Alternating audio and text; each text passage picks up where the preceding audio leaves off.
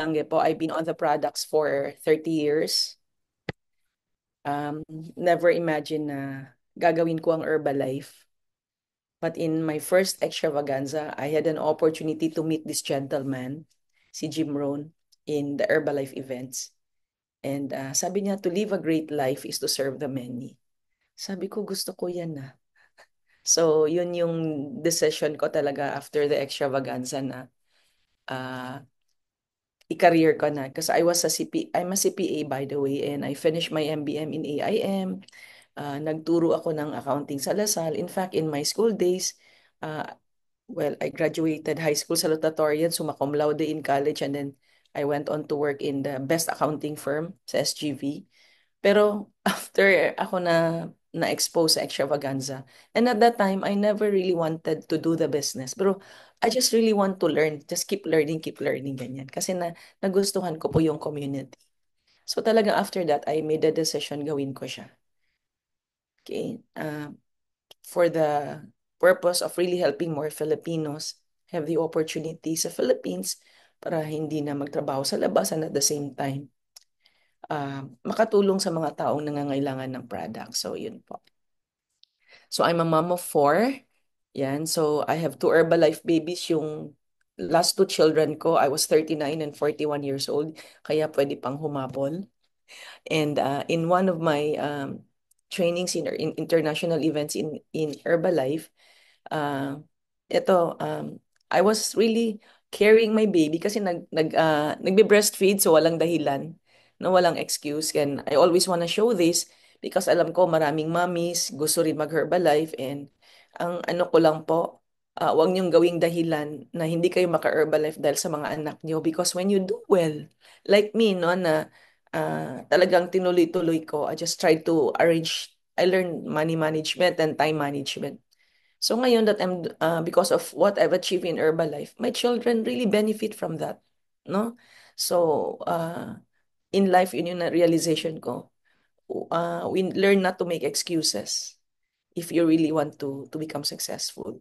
So Jim Rohn also said, what you become is more valuable than what you get. Kasi nga, nung time na na-meet ko Herbalife, di ko naman kailangan ng opportunity. But in my 30 years in my journey sa community, yung how I have become more, living my best version is for me the most important thing po in life, no? Okay, so ayan, Ana, andyan, ayan, that's Ana. I ask her permission first. But anyway, I love doing what I'm doing kasi kahit naman lang online, video call, you can do this, no? Then, sa level ko, thanks to Herbalife, sobrang grabe VIP treatment sa mga 30K press teams and above na tuwing may international event, sila talaga, may sasalubong talaga sa akin, hatid sa airport, ganyan. So, wow, grabe yung recognition. And this is one of the, sabi ko na, yung trips na, sabi ko sa sarili ko, I want to visit all the World Heritage Site. And ito yung for me last year that I had with may Lizelle, no? So share ko lang siya ha. Kasi for some of you na talagang not haven't gone this far pa, no?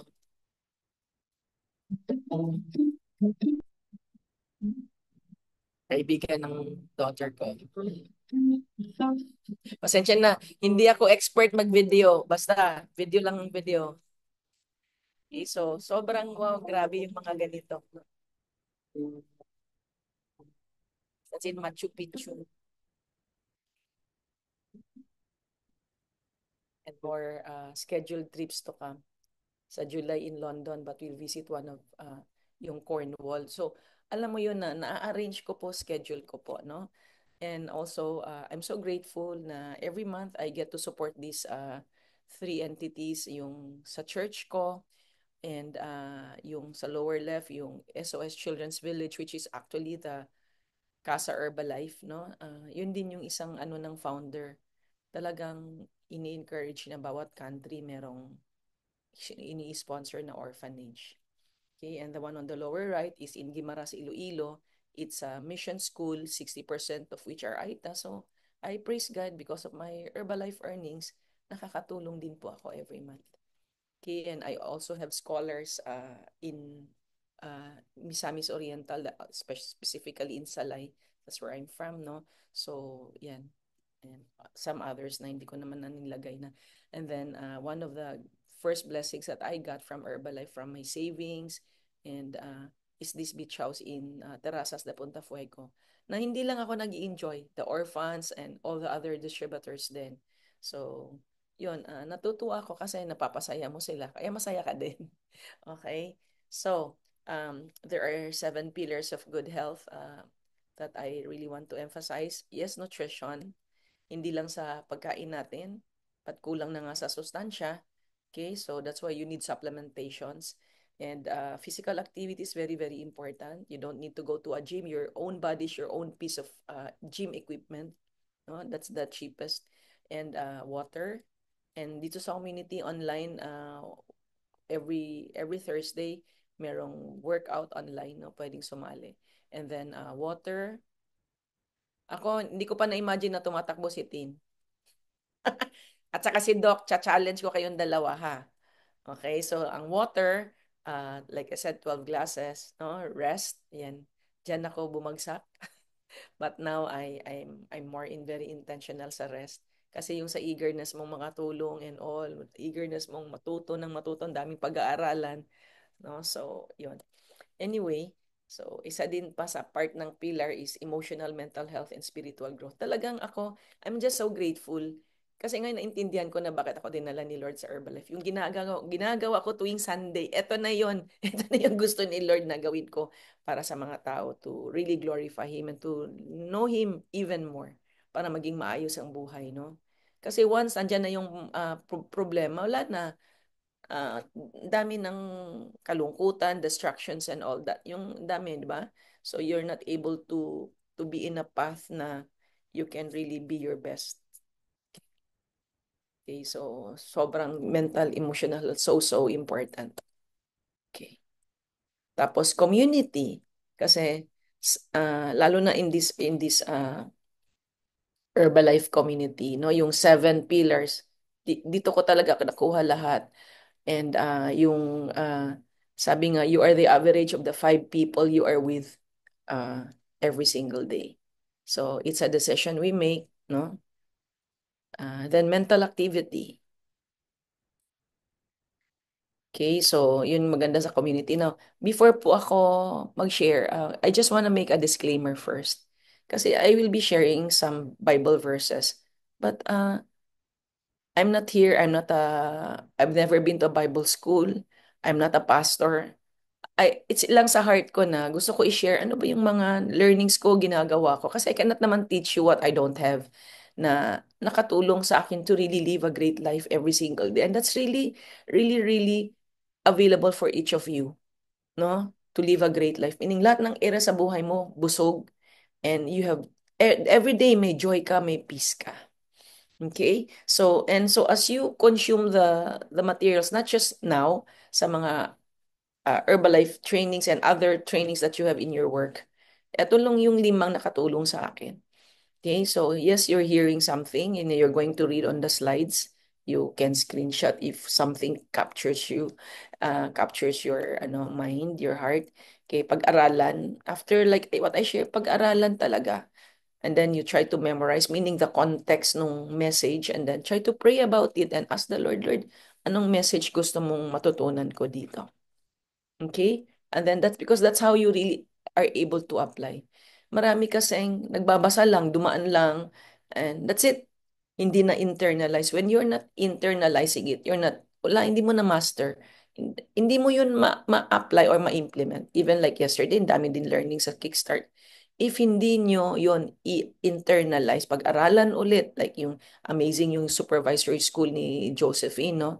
So, and ni Jeffrey. So, sobrang sayang. Kasi after a while, malilimutan nyo talaga yan. No? Kaya ako, I just really make it a point i-review ko talaga. Lalo na mga ganyan trainings, I go back to my notes, no? Like that. Anyway, ito is just a reminder for all of us. Now, when you use the gifts that God has given you, it is an act of worship. Dati akala ko, basta worship, kumakanta ka ng religious songs. So, hindi pala. Yung palang mga seed of greatness na binigay ni Lord sa bawat isa sa atin. No, if we really maximize that, it pleases Him and what's this? Yun yung ano for me na na-realize ko na kasi lahat po tayo, He created us in His image and likeness. No? So, kung anong meron si Lord, meron tayo. Kaya lang kung hindi natin gagamitin, wala, sayang lang. Okay, and I saw Herbalife as the best vehicle for that. Na you can really maximize your potential. Basta you're willing to endure, you're willing to learn, you're willing to be patient and all that, no? You're willing to serve, lalo na. Okay, so John 15 verses 8, when you produce much fruit, you are my true disciples, and this brings great glory to my Father. Like what I said yesterday na yung, because I was like 38, 39 years old when I met Herbalife. Hindi ako naghanap opportunity. I never learned the ideas of becoming more and like, ngayon nasa Herbalife nga ako, 30 years, sabi ko, wow, at my age, I'm so fruitful, no? Na I'm able to really maximize ano yung binigay ng Panginoon for me. Okay, so anyway, exciting yung topic. It's three ways to resist bitterness. It's by Pastor Rick Warren. For some of you na hindi familiar, he's the best-selling author of the book Purpose Driven Life. And just, I don't know how, but just God led me to his materials. So yung topic ko every week, hindi po ako namimili. I really wait for him to parang leading ba, kasi you will really learn to hear from him if you have a quiet place, no? Mag-make time ka talaga every day. Anong gusto niyang ipagawa sa iyo, anong, like for me, like kung sinasabi, Lord, I surrender my life to you. Yung Herbalife business ko, I offer it to you. Partner kita. So siya na lang talaga nagli-lead sa akin, kaya kahit maraming gagawin, maraming mga qualifications like that, hindi ko po ini-stress sarili ko, siya lang po talaga nagbibigay. Kaya doon din ako na-amaze sa Panginoon. Okay, so whatever you are, wherever you are right now in your life, dami mong gagawin, dami mong responsibility. Huwag mong suluhin. Kasama mo si Holy Spirit. You just have to be very, very intentional na kausapin mo siya. Okay, nag-aantay po siya. And like pagising, like I always, what I do is, of course, I thank Him, gising pa ako. Another life of celebration, diba? Another life. And dinideclare ko yun, for the supernatural blessings and miracles await me today. I-declare niyo po yan every day. Kaya, para mawala yung mga negativity, etc. Because the enemy is always there waiting for you. Because what's his job? To kill, steal, and destroy you. Okay, so lalabanan nyo yun. Okay? So, anyway po, ganda ng topic, di ba? Three ways to resist bitterness. But before that, I want to share some thoughts. Okay, sinulat ko na po para hindi na kayo mag-notes. Okay? Dito realization ko, we can never change people. Only God can. Tandaan nyo yan ha. Especially husband and wife. Minsan, dami natin expectation sa asawa natin. Tapos hindi nagagawa, na-upset ka. Or sa ibang tao, sa downlines mo, sa upline. Don't. Kasi you cannot change these people. Okay? But eto naman yung naranasan ko. If we change, people around us will change. Okay? Ako talagang honestly, bumait ako ng husto sa Herbalife. So I praise God for that. Okay? So, at saka kung may nagawang hindi tama ang tao, sobrang grabe, hurt ka. Tendency mo is maging bitter, di ba? But no, tandaan mo yung nasa Bible, sabi niya, He's our vindicator. Siya bahala. Kaya po, lagi kong sinasabi, number one, God never sleeps. Number two, like nasa Herbalife ako, I'm not doing Herbalife to please anybody. Kasi there were moments in my journey I wanted to quit because of the other distributors. But balik ako sa why ko, nag-Herbalife naman ako, hindi para sa kanila. Para makatulong ako. Kasi madali akong mag-quit, di ko kailangan yung pera eh. But dito talaga ako natuto, naging very, very strong. And sometimes you will be tested. Okay, kaya dikit lang kayo sa community. Next, yan, pagtatampo can lead to anger, resentment, bitterness. Sobrang paggrabe na yan. Unforgiveness na yan. And it can even lead to sickness and even cancer. Kasi any unforgiveness, ang root niyan is unforgiveness. That's what I learned. Okay, so then anything negative sa mind mo, sa heart mo, Okay, sa emotions mo. Pagising mo pa lang ngayon, how are you? Anong, kumusta yung ano mo? Okay. Yung iba hindi na nga nagising, di ba? Yung iba hirap na, lungkot, daming mga kung ano-anong problema. Kaya huwag kayo mag-focus sa problema, focus kayo sa presensya ng Panginoon. At focus kayo sa nagising pa tayo and that opportunity to know Him deeply, wider, higher. Okay. Yung ma-comprehend natin yung sobrang love niya sa atin. Diba? Nare-remind tayo once a year nga lang eh. Dapat nga every year, every day yung na Jesus died for us. Diba? He gave His only begotten Son to die for us. Sobrang anong grabing love yan. O, hindi mo yan ma-comprehend. So, kung lahat ng yung slashes niya, lahat na ng negative sa buhay, tinanggal na, kinuha na niya lahat. Kaya wag tayong mag-isip ng anything negative kasi that opens the door for the enemy to enter your life. Okay po. Okay, so talagang work on living a pure life. Kasi doon talaga dadaloy blessings, no? Okay. Tapos eto po, when you feel like you've lost everything, you will have to work hard to resist bitterness. Okay? Kung may ginawa yung tao, tapos parang naisahan ka, etc. something. Okay? Bakit? Because bitterness will do you more harm than the circumstance you went through. Kasi parang kung karga-karga mo siya, burden yan eh, no? Harang po yan sa mga blessings. Okay, so kaya you need to be intentional na you, kasi like ako, I'm very blessed. I have yung prayer morning namin na prayer perimeter na every day I'm reminded of God's promises for me. Kasi hindi ko naman mabasa yung buong Bible, but may guide lang kami every single day just to know Him deeper, wider, and higher. And so, naintindihan ko. So, wala, alam mo yun, hindi na ako affected na kung ano-ano dyan. Wala na talaga. Kaya the moment you're like that, sobrang grabe blessings will come to your life. You'll be amazed. Kasi it's the enemy naghaharang sa blessings. Always remember your past is past. Mother, hindi mo alam gaano kagrabe. O, alam ni Lord yun. I don't need to know. Alam ni Lord what all the heaviness, yung mga unfortunate na mga past mo nung maliit ka hanggang ngayon. Alam ni Lord lahat yan. Lord nga siya nga nag-create sa'yo, diba? Okay, you just have to trust Him. But how do you cultivate your trust and faith in Him? Yung araw-araw, meron kang binabasang Bible verse. Okay. So, so the only way your past can hurt you is if you choose to hold on to it through bitterness and resentment. Kasi poison yan eh. Parang kang uminom ng poison. So, you need to let it go. And bitterness doesn't change the past. Okay? Wala kang, sabi ko nga kanina, di ba? You cannot change anyone. You cannot change any circumstance. Okay? So, if it cannot control, and itong magandang news, it cannot control the future. All it does is what? Mess up your life right now.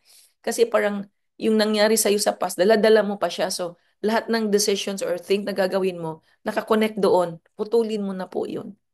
Ay, di ba yung sabi ko nung sa New Year, yung crossover from 2024 to 2025, naputol mo na ba lahat? Nainiwan mo na ba talaga? O nagdadrama-drama ka pa? Okay? Sunod. So, eto po. You need to decide if you want to be bitter or if you want to get better. Of course, doon tayo sa we want to be better each day. Okay? And you can never develop that if you don't have the presence of the Holy Spirit in your life. He's in each one of us eh, binigay niya siya sa atin. Okay? So, He's our helper. So, if you don't recognize Him pagising mo si cellphone agad, oops. Okay? Ganon din naman ako dati, cellphone agad. But I learned, I knew better now. Kaya ang sarap-sarap po ng buhay ko. Okay. Meron bang mga hindi maganda? Oo naman. Pero wala na, hindi ko na iniintindi. Okay. So, very, very productive ang buhay ko. Okay. Watch Hebrews 12 verses 15. Sabi, watch out that no bitterness takes root among you. For as it springs up, it causes deep trouble, hurting many in their spiritual life. So, ayan na. I want to encourage you. Do it. Decide. Meron pa bang natira? And you can pray to the Lord to reveal to you. Ano pa yung mga natira dyan? Kala mo okay na. Hindi, mother, okay na. Na-forgive ko na, na ganito na. Hindi mo pa na-forgive kasi minsan binabalik-balikan mo. Hindi mo yun eh. Ang enemy binubulong sa iyo. Oy, si ganito, di ba ganyan ginawa sa iyo, ganyan, ganyan, ganyan. Yan na ha. Okay? So, be careful. Kaya filter mo si mind mo kasi diyan talaga pumapasok yung enemy. Kaya nga sabi ko noon, the battle is in the mind. Diba? Okay. So, next po. 3 ways to resist bitterness. Ha? Number 1, accept what cannot be changed. So, basta lahat ng mga things out there, mga tao, mga nangyayari, we cannot change. Cannot change them. Okay? Accept mo na. So, much of life is totally beyond your control. And sometimes the only way to overcome a problem is to accept it so you can be at peace. When you say accepting it, hindi ibig sabihin na tinotolerate mo yung ginawa ng tao sa iyo, hindi. Ina-accept mo because you are trusting God. Increase mo yung trust mo, faith mo sa Kanya na siya bahala. Kaya na sinabi ko nga, God never sleeps. And if you do that, nako, grabe blessings. I experienced that. Okay? So, faith is facing reality and not being discouraged because you know God is in control. Ano yung when I ask people, you believe ba in God? Kasi nagsisimba ka every Sunday. Oo, I believe in God, Mother. Pero yung implementation during the week, wala. Hindi na ilagay sa puso. Kaya doon ko nakita po, as I'm growing older, it's not about religion. It's about your relationship with the Lord. It's about how deep is your knowledge of God's promises for you in the Bible. Kaya naturuan po kami, kasi I have a spiritual mom, naturuan kami, paano mo tapusin yung Bible for the whole year. So, every day, ganyan ako mag-start pa lang ng day. Okay? So, even like naglalakad ako every day, naka-tune in ako dun sa naka-assign na Bible verses na for that morning or something. Yun ginagawa ko. And then pag hindi ko matapos during the day, I want to take a break from Herbalife kasi Herbalife lang naman ginagawa ko. Then I continue. Then yun, it relaxes me. Okay? Kasi yung, alam mo yun, you seek His presence. So, super relaxing. Wala naman talagang ibang makarelax kahit na nasa beach house ka kung magulo ang utak mo, wala kang relationship sa Panginoon. Wala. Or nagpunta ka sa ibang bansa, mag ano ka ba tawag doon yung iba na parang to get away from problems and what guess what? Dala mo yung problema mo eh. Hindi ka rin naman ma-relax eh. Kasi hindi ka nag-decide na mag-trust sa Panginoon at i-let go mo siya. Okay? So tandaan niyo to ha, God loves you. He cares for you. He sees you and He will help you. So allow him to, allow him na siya yung mag-ayos lahat. Okay? Na mararamdaman mo yung love mo, malove niya, mararamdaman mo ang love niya sa'yo na sobrang-sobrang, minsan hindi mo maintindihan, grabe ang love ni Lord sa akin, ganyan. Kasi when you're also like that, you're full of love, what happens? Lalo na sa Herbalife, ginagawa natin. Anong puso mo pag nasa Herbalife ka? Gusto mo makatulong. Na, kasi pag mapunong-puno ka ng love, ikaw yung maglabas, mai-share mo talaga naturally. Okay? So another way po to resist bitterness is, so ano yung kanina? Accept mo, 'di ba? Number 2, focus on what's left, not on what's lost. Okay? Focus on what's left, not on what's lost. Ano yung nawala? The other thing that also helps me is I pray na, Lord, anong gusto mong matutunan ko dito sa doon sa hurting word na sinabi ng tao or ginawa, something like that. So, natuto na ako. So, i-reveal naman ni Lord. Okay? Tapos, so after a loss, you need to find something to be grateful for. There's always something to be grateful for. And it's often the very thing we take for granted the most. Okay? Kaya natuto ako kahit yung maligo ako. Lord, thank you. Meron akong tubig. Meron akong warm water. Ngayon, hindi mo lang kailangan ng warm water sa sobrang init. Lord, thank you, Lord. May air condition. Yan yung mga maliliit na bagay na many of us maybe we take for granted, no? So, doon ako natuto na we learn to be grateful in small and big things. Wag siya yung isipin mo na automatic naman yan eh. Or mabait ang anak mo today, Lord, thank you. Galing-galing ang bait-bait ng anak ko. Kaya di ba sinasabi ko sa mga mommies, lagi nyo sinasabi, may mga mommy, itong favorite line. Ang kulit, yung bibig ingatan. Because life and death is in the power of your tongue. Okay, so next. So scientists have discovered that gratitude is the healthiest emotion you can have. That means the more grateful you are, the more emotionally and physically healthy you're likely to be. Going back doon sa mga bata. Let's say, ang bait-bait, may ginawang magaling ang anak mo. Okay, so, i-verbal mo yun na, uy, ang galing-galing mo. Yan, ganyan. Ano mo sa anak mo, ganyan, whatever. Wow, and then, mag-thank you ka kay Lord. Kaya ganyan ako, Lord, thank you, Lord. Grabe mga anak ko, thank you so much. Wala akong negativity na inaano sa mga anak ko. Etc. Kasi I really have learned to surrender ang mga anak ko. Malalaki na, 'di ba? Pag mga malalaki na, hindi na yan pwedeng sabihan. Bahala na si Lord, mga anak niya din yan eh. Ganyan na ako. Okay, next. So, three ways. Third way po, play it down and pray it up. So, pag nandun nakafocus ka po, mag-pray ka na lang. Andyan naman siya 24/7 eh. Tayo lang ang walang oras sa kanya eh. Diba? Okay. Tsaka hindi mo kailangan pumunta sa simbahan. Nandiyan ka lang sa bahay mo. Andiyan, kasama mo siya, kasama ko siya ngayon, kasama niyo din siya. Like, ako, lagi kong ugali na before I talk to time like this or just one-on-one or what, I just really pray, Lord, just take over. Holy Spirit, just take over. Ganun lang. Kasi kaya ako bibig ko lang to, pero si Lord message ni Lord yan sa inyo. So after a loss, you don't have to pretend that what you experienced didn't cause you any hurt and grief. But you can keep things in perspective, especially as parents. Yan, isa pa yan, ha? Okay. When children suffer a loss, we can tell them, yes, this was bad. Yes, it hurt, but we'll make it through. God is good and He's right here with us.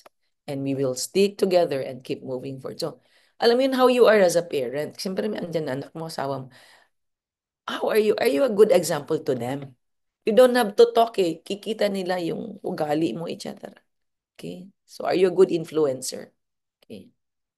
Hindi sa social media, but dito sa pamilya mo. Okay, so then you pray, you talk to God about it and keep talking. Ganun lang. Kind of like what I was saying. Naku, sarap nga eh. 24/7 on call nga eh. Hindi nga nalulobat si Holy Spirit eh. Tayo nalulobat. Okay? So, He loves it when you turn to Him in prayer. Not set of prayers, but yung ano yung nasa heart mo, i-pour out mo sa Kanya. Okay? And as you begin to heal from your hurt, you keep asking God to work in your heart to release your pain and resist bitterness. And yung tatlong suggestions kanina, I'm sure they will help you. Okay. It's about talaga learning things and how to make yourself better talaga. Kalimutan na po natin yung mga drama-drama. Kaya nga po, yung mga telenovela, lalo na mga housewives, mahilig magdrama. Okay? Bakit? Yung spirit ng gossiping, ng anger, ng pagtatampo na galing dyan sa mga pinapanood na ililipat sa iyo yun eh. That's what you call transference of spirit. So be careful.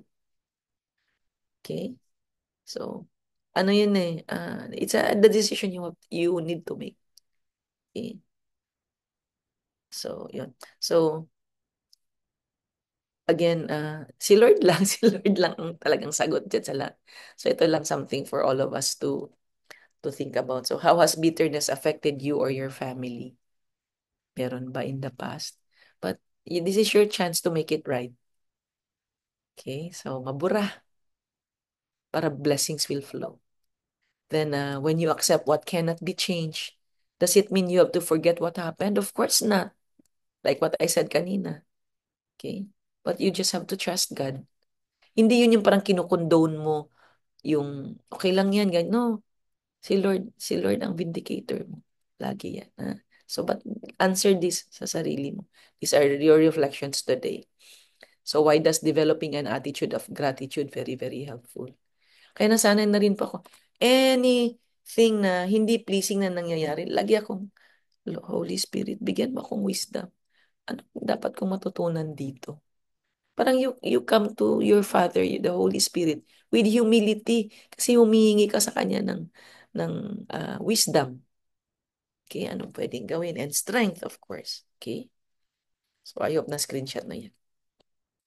Okay, so tapos na po yung sharing ko, but I really specifically typed this because I heard this from a preacher. I just thought it's a very, very nice prayer. So I want all of us to pray this together, ha?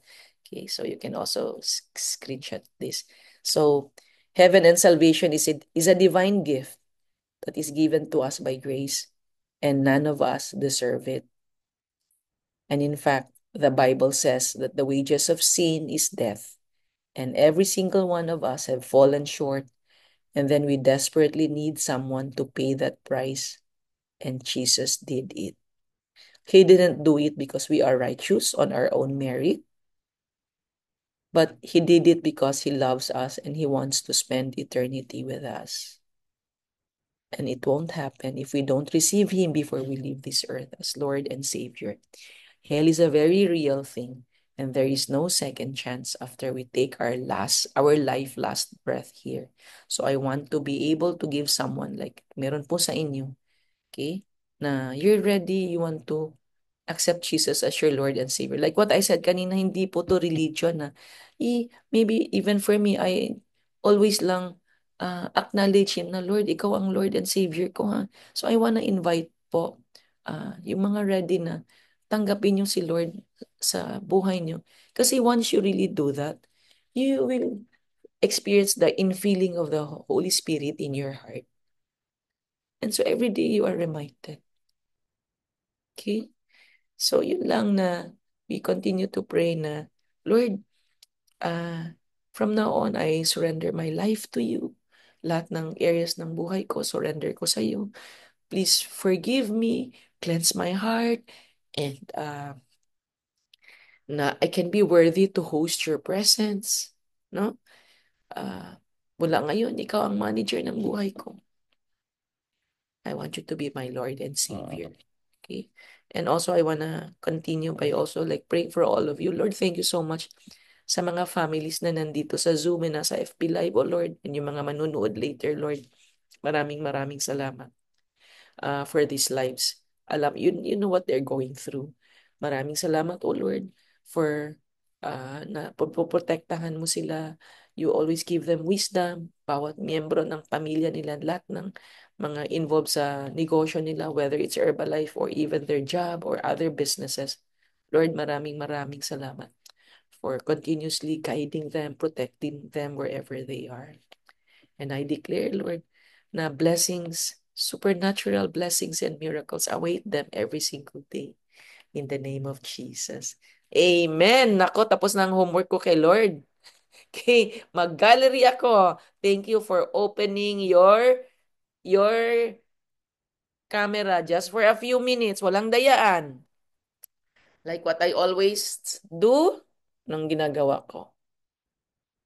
Ha? Okay. Ah, ano yung sinong gustong mag-share?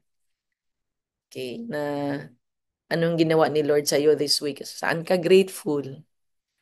Oh, andyan din si Lisa. Dalawang guests ko kahapon nandito. Thank you so much, Lisa and Anna for joining us. So, anyway po, sino yung gustong mag-share? Ano yung ginawa na amazing ni Lord sa iyo this week? Sige nga. Or maghahanap ba ako ng volunteer? Alam mo, when you share, when you acknowledge ano yung blessing binigay niya sa inyo at hindi ka nahihiyang sabihin sa marami, anong ibig mo, ang sinasabi mo kay Lord, Lord, do it again. So pag hindi kayo nag-share at hindi kayo nag-aagawan mag-share, ang ibig lang sabihin niyan, wala pa lang ginawa si Lord na blessing sa inyo this week? Parang hello. Ano? Sinong gusto mag-volunteer? Yung iba nag-scam na. Ayan, si Oliver. Yes, Oliver. Hi, Oliver. From Sambales ka ba, Oliver? Ayan, unmute. Pwede ka na mag-anyan. Ayun, hello everyone. Hello mga kapatid. Yan, maraming salamat kay Mads. Nakaka-refresh talaga pag Alam, Mads, labas lang ako konti at nasa NC kami eh. So ako Ah, sa medyo tahimik. Yan. Yun, so, actually po yung blessings, hindi lang naman this week, pero palagi naman. Ang isang nagustuhan ko po, I mean, this week talaga is, meron kasi kami naging challenge sa health, ako at saka si Sofia. Yan. So, we praise God na hindi naman siya naging ganun kalala. Ito rin yung share ko din kay Teach ng nakaraan ko eh. Yan, maraming salamat din sa mga nag-pray. Tapos yun, praise God kasi nakakabalik-balik na pakonti-konti po ulit sa work. Doon sa Flex 45 nga din na ano po dumating. Tapos ang isang pinagpapasalamat ko po is for so many years na naniniwala naman tayo kay Lord. Pero ito yung time na medyo nagiging consistent na ako sa pagbabasa ng Bible. Tapos gumawa ako ng for the first time doing first time kong ginawa din po sa ilang taon. Meron akong separate na notebook na gumagawa ko ng collection ko ng sarili kong Bible verse.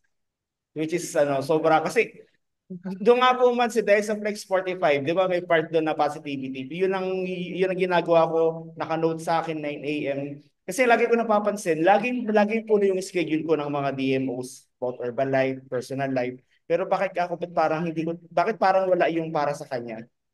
So yun, praise God kasi naging consistent po talaga ako doon. Yun talaga yung pinagpapasalamat ko.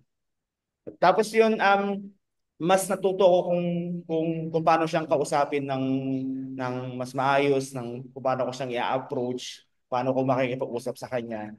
Yun, kasi po nakakapakinig din talaga ng ganito, saka yung kay teacher din tuwing Wednesday. Kaya yun, I praise God dun sa mga talagang ilalapit ka talaga niya eh. Pag talaga meron kang gusto talaga na mangyari, siya na yung gumagawa ng paraan. Hindi mo naman kailangan diskartehan. Siya na bahala. Yun po. Thank you. Thank you, Oliver. Ako, Oliver, sa Saudi ka dati nag-work, no? So dahil sa Herbalife, ngayon, you're with your daughter Sofia and si Joy. So what a gift, diba, na dinala ka sa Herbalife. So anyway, guys, that ends my Sunday. So Yes. Tin, take over.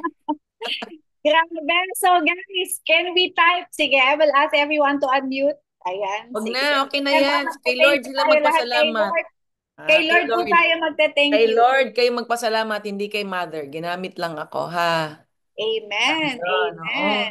Thank you so much, Mother. Of Thank course. you